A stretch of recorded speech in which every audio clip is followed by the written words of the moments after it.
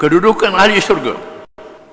Allah Ta'ala tidak mungkir janjinya, telah berjanji kepada ahli syurga dengan nikmat yang kekal juga di dalamnya. Bukan sahaja dijanjikan syurga, bahkan disebut syurga itu berkekalan, nikmatnya berkekalan. Firman Allah Ta'ala, wa basyiril ladzina amanu wa amilus salihat anna lahum jannatin tajri min tahtiha al-anhar كلما رزقوا منها من ثمرة رزقا قالوا هذا الذي رزقنا من قبل وأتوا به متشابها ولهم فيها أزواج مطهرة وهم فيها خالدون. Surah Al-Baqarah ayat 25. Maksudnya, dan sampaikan berita gembira kepada mereka yang beriman dan melakukan amal saleh, bahawa bagi mereka syurga yang mengalir di bawahnya sungai-sungai. Setiap kali mereka diberi rezeki buah-buahan di dalam syurga itu, mereka mengatakan, inilah pernah diberikan kepada kami dahulu. Mereka diberi buah-buahan yang serupa, dan untuk mereka di dalamnya isteri-isteri yang suci, dan mereka kekal di dalamnya.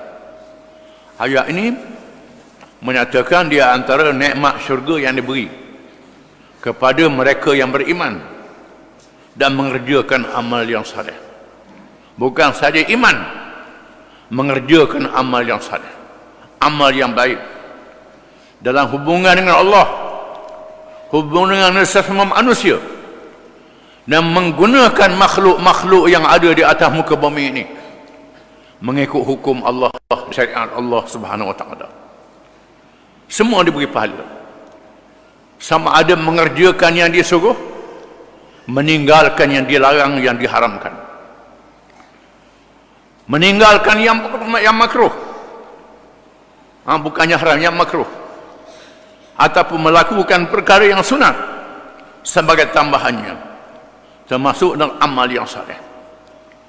Amal yang saleh juga meninggalkan yang haram, termasuk amal yang saleh. Contohnya, kita tak minum arak, tidak berzina, tak makan daging babi, dia beri pahala dengan sebab meninggalkan yang haram itu. Bukan saja amalan, termasuk meninggalkan yang disuruh meninggalkan. Kepada mereka ini diberi syurga-syurga. Menunjukkan syurga-syurga itu banyak. Di antara perkara yang ada dalam syurga itu ialah sungai-sungai yang mengalir. Sungai-sungai yang mengalir. Sungai air, sungai susu, sungai air buah-buahan yang disebut dengan arak. Arak ni air buah-buahan lah, cuma untuk mendekatkan kepahaman, bukan macam arak atas dunia. Air buah-buahan yang tidak memabukkan, rezeki yang tidak terhingga. Dia beri isteri, pasangan-pasangan, lelaki dan perempuan. Ada pasangan yang sentiasa bersih, dan disebut mereka kekal selama-lama. Tidak ada mati, tidak ada kiamat lagi dalam syurga. Firman Allah Ta'ala, walladzina amanu wa amilus salihat sanudkhiluhum jannatin tajri min tahtiha al-anhar khalidina fiha abada lahum fiha azwajun mutahhara wa nudkhiluhum zillan zalila. Surah An-Nisa ayat 57. Maksudnya, dan orang-orang yang beriman dan mengerjakan amal soleh, kelak akan kami masukkan mereka ke dalam syurga yang di dalamnya mengalir sungai-sungai, kekal di dalamnya, kekal dalamnya. Disebut lagi, mereka mempunyai isteri-isteri yang suci, dan kami masukkan mereka ke tempat yang teduh lagi nyaman. Isteri yang suci jasadnya dan rohnya serta akhlaknya. Firman Allah Ta'ala, walladzina amanu wa amilus salihat la nukallifu nafsan illa wus'aha ulaika ashabul jannah hum fiha khalidun wa naza'na ma fi sudurihim min ghillin tajri min tahtihim al-anhar wa qalu alhamdulillahi alladhi hadana li hadha wa ma kunna linahtadiya laula an hadana Allah laqad ja'at rusulu rabbina bil haqq wa nudu an tilkumul jannah uristumuha bima kuntum ta'malun. Suratul A'raf ayat 42 hingga 43. Dia tambahkan lagi keterangan-keterangannya. Maksudnya, dan orang-orang yang beriman dan mengerjakan amalan yang soleh, amal baik, kami tidak membebankan ke atas mereka, ke atas seseorang, melainkan sekadar kesanggupan mereka. Mereka inilah penghuni-penghuni syurga. Mereka kekal di dalamnya. Dan kami mencabut segala macam dendam di dalam dada mereka. Mengalir di bawah mereka sungai-sungai. Dan mereka berkata, segala puji bagi Allah yang telah menunjukkan kami jalan ke syurga ini. Dan kami sekali-kali tidak mendapat petunjuk kalau Allah tidak memberi petunjuk pada kami. Sesungguhnya telah datang pada kami rasul-rasul Tuhan kami dengan membawa kebenaran dan diserukan kepada mereka. Inilah syurga yang diwariskan, yang diberi milik kepada kamu, disebabkan dahulunya kamu mengerjakan kebaikan. Ayat ini menyatakan bahawa Allah Ta'ala menjanjikan syurga kepada mereka yang beriman dan mengerjakan amal yang saleh mengikut perintah Allah Ta'ala. Perintah Allah Ta'ala tidak berat. Allah Ta'ala tidak suruh perkara yang tak mampu ditunaikan oleh manusia. Semua yang Allah Ta'ala perintah itu manusia boleh buat, walaupun dalam keadaan terpaksa, dalam keadaan uzur. Dalam keadaan uzur, semayang tak boleh berdiri, duduk. Tak boleh duduk, berbaring. Tak boleh berbaring dengan isyarat saja, mengikut kemampuan masing-masing. Begitu juga dalam ibadah-ibadah yang lain. Allah Ta'ala tidak suruh perkara yang kita tak mampu buat. Apa yang Allah Ta'ala suruh tu ada ringan, tidak berat.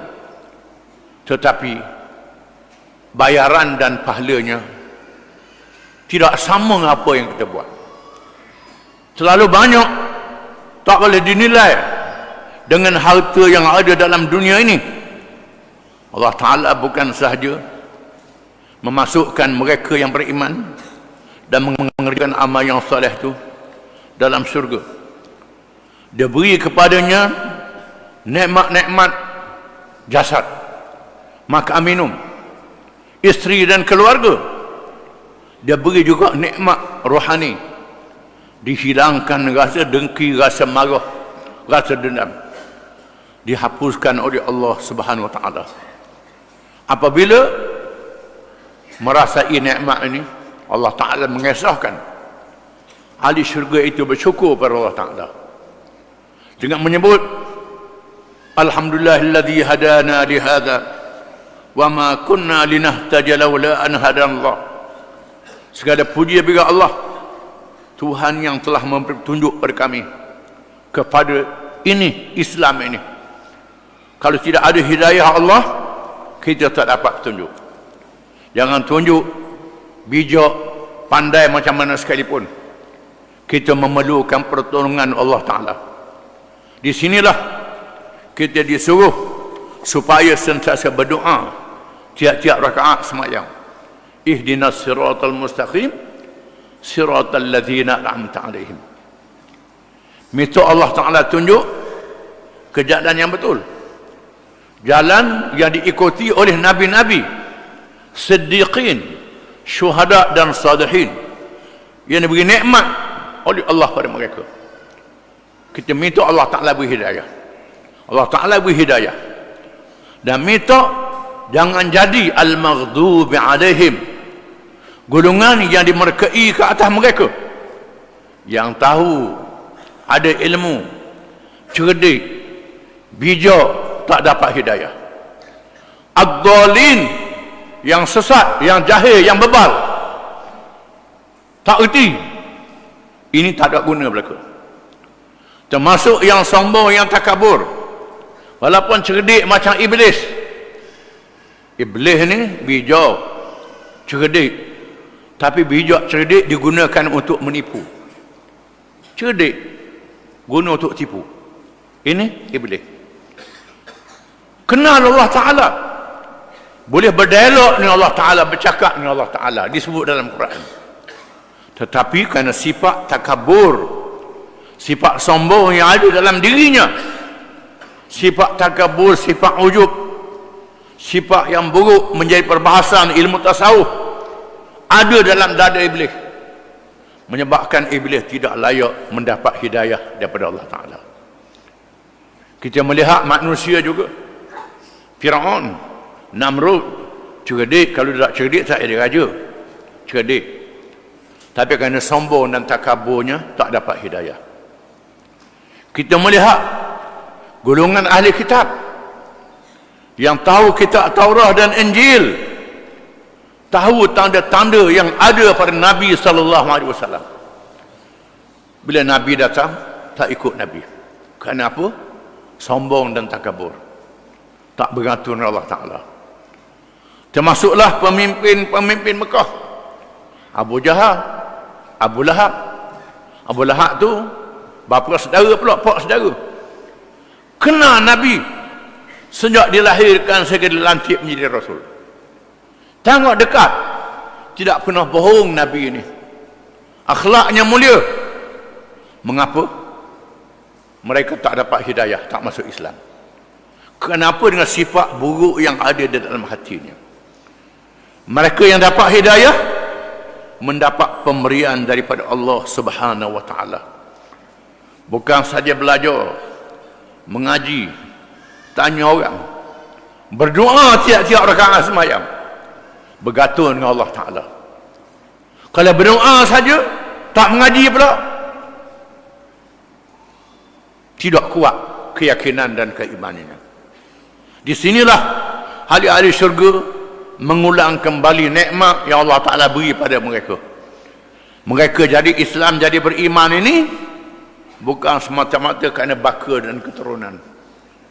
Mata-mata dia Melayu, Islamlah automatik. Tetapi yang pentingnya ialah hidayah daripada Allah Ta'ala. Laqad ja'at rusulu rabbina, telah datang rasul-rasul Tuhan kami. Rasul sudah datang, kami ikut rasul-rasul itu. Rasul-rasul ini manusia yang dilihat oleh kaum-kaum mereka di zaman mereka. Rasul dilahirkan di tengah masyarakat yang berakal, yang matang fikiran, dapat hidayah, melihat rasul-rasul itu di hadapan mata mereka. Orang yang benar amanah, sungguh-sungguh amanah, yang berani menyampaikan, yang bijak. Maka mereka yang dapat hidayah beriman. Kita yang tak tengok Rasul ini, tak pernah jumpa Rasul, dengar cerita saja, tetapi melalui berita-berita yang benar, berita-berita yang sahih, lagi mutawatir. Sahih, berita yang betul.